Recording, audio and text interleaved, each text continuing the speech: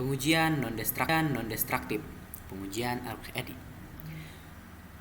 Pengujian arus eddy telah sangat diperlukan untuk waktu yang sangat lama, baik sebagai pemeriksaan material yang tidak merusak dengan tangan dan sebagai metode yang sepenuhnya otomatis. Cacat permukaan pada benda kerja dapat dilacak dan sifat material tertentu dapat ditentukan. Bagaimana cara kerja pengujian arus eddy? Itu didasarkan pada induksi elektromagnetik. Animasi menunjukkan koil yang dapat dihubungkan melalui meteran arus listrik ke sumber tegangan.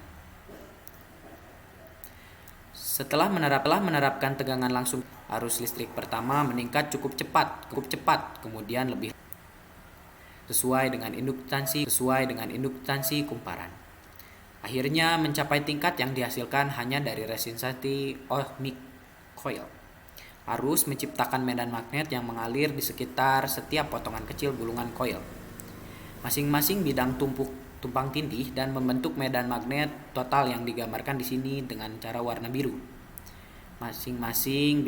Jika tegangan bolak-balik diterapkan pada koil, arus efektif melalui koil jauh lebih kecil daripada ketika kumparan mencapai tegangan searah. Alasannya adalah medan magnet bolak-balik yang menghasilkan tegangan balik di koil dengan induksi sendiri. Tegangan counter pada gilirannya mengurai konsumsi saat ini, mendorong tabung konduktif listrik melalui koil meningkatnya efek arus secara signifikan.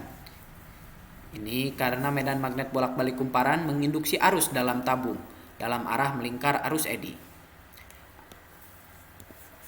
Arus eddy pada gilirannya menghasilkan medan magnetnya sendiri yang melawan medan magnet kumparan.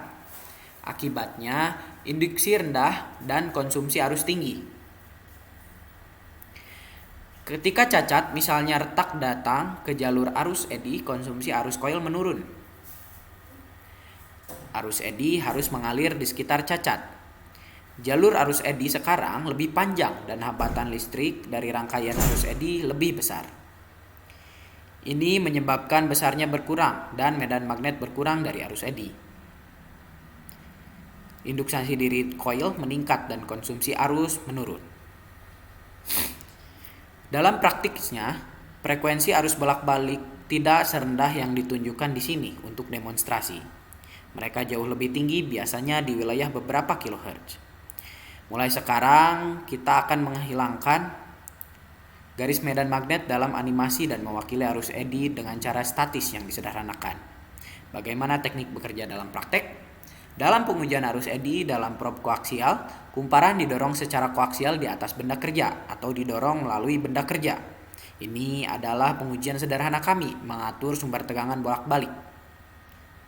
Meteran arus listrik, kabel koil, mengarah dari sumber tegangan bolak-balik ke meteran arus listrik, kemudian ke koil dan kembali lagi ke sumber tegangan. Sampel kami adalah tabung yang terbuat dari baja non-magnetic autentik. Kami sengaja membuat dua potongan melalui tabung, atau satu dalam arah memanjang dan satu dalam arah melingkar. Dan ini dia. Pengujian bahan menghubungkan kabel yang dikembalikan ke sumber tegangan bolak-balik. Ini menutup sirkuit listrik. Konsumsi koil saat ini masih relatif rendah. Setelah koil diposisikan di atas bagian tabung yang utuh, besarnya arus menjadi tinggi. Arus berkurang di daerah potongan memanjang dan mencapai besaran semula lagi di bagian tabung yang utuh. Pemotongan dalam arah melingkar tampaknya tidak berpengaruh pada arus. Animasi menunjukkan latar belakang fisik. Konsumsi arus rendah selama koil masih jauh dari tabung. Alasannya adalah induksi diri yang tidak terganggu arus yang jauh lebih tinggi di wilayah di mana tabung berada dalam keadaan bijaksana. Alasannya di sini adalah arus eddy, medan magnetnya sendiri, dan induktansi kumparan yang berkurang. Konsumsi arus lebih kecil pada potongan memanjang karena jalur arus eddy lebih panjang. Arus eddy lebih rendah dan magnetnya lebih kecil di sini. Konsumsi arus penuh di wilayahnya dengan potongan tunggal dan arah melingkar seolah-olah tidak ada pemotongan sama sekali. Aliran arus eddy hampir tidak terganggu. Jelas tidak mungkin untuk mendeteksi retak seperti cacat yang berjalan di sepanjang garis aliran arus eddy. Kembali ke laboratorium. Kami mengamati fenomena yang sama dalam arah terbalik. Teknik ini dapat ditingkatkan secara signifikan jika hanya satu kumparan tetapi beberapa kumparan digunakan. Kumparan asli yang sekarang disebut sebagai eksitasi dilengkapi dengan kumparan penerima di sisi kiri dan kumparan penerima di sisi kanan. Pengukuran tegangan terhubung ke masing-masing kumparan penerima. Pengaturan pengujian yang ditingkatkan telah dibuat di laboratorium dan sekarang beroperasi seperti yang dapat dilihat dari konsumsi arus dari kumparan eksitasi. Pertama, penguji bahan mengambil koil pertama yang tepat dan meletakkannya di atas tabung. Kumparan eksitasi berikutnya pada gilirannya. Segera setelah dia mendorong ke atas tabung, konsumsi saat ini meningkat dengan tepat, seperti pada tes sebelumnya. Terakhir pada gilirannya adalah koil penerima kiri. Dia dengan hati-hati mengambil ketiga gulungan dan memindahkannya ke kanan. Penunjuk pengukur tegangan kanan menyimpang, maka penunjuk meteran tegangan kiri lebih jauh ke kanan di mana tabung berada dalam keadaan tidak ada penunjuk pengukur tegangan yang dibelokkan. Sayangnya, potongan gergaji dan arah melingkar sekali lagi tidak dapat dideteksi. Animasi sekali lagi menunjukkan latar belakang fisik. Konsumsi saat ini tinggi di area di mana tabungnya utuh. Alasannya adalah aliran arus eddy yang tidak terganggu.